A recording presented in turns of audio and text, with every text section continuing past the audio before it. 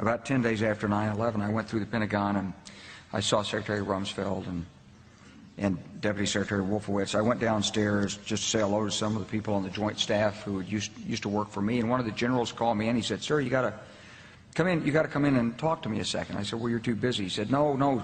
He says, "We've made the decision. We're going to war with Iraq."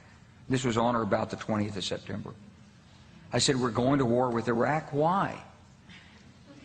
He said, "I don't know." He said, "I guess they don't know what else to do." So I said, "Well, did they find some information connecting Saddam to Al-Qaeda?" He said, No. He says, "There's nothing new that way. They've just made the decision to go to war with Iraq." He said, "I guess it's like we don't know what to do about terrorists, but we've got a good military and we can take down governments." And he said, "I guess if the only tool you have is a hammer, every problem has to look like a nail." So I came back to see him a few weeks later, and by that time we were bombing in Afghanistan. I said, "Are we still going to war with Iraq?" And he said, "Oh, it's worse than that."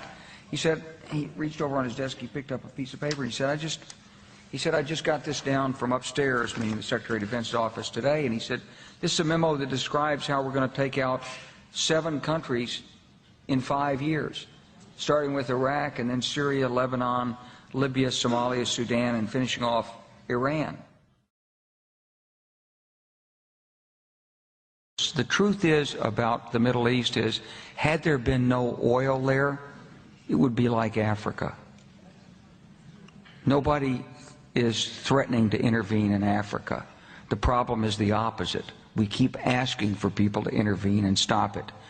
And there's no question that the presence of petroleum throughout the region has sparked great power involvement. Whether that was the specific motivation for the coup or not, I can't tell you, but there's always been this attitude that somehow we could intervene and use force in the region.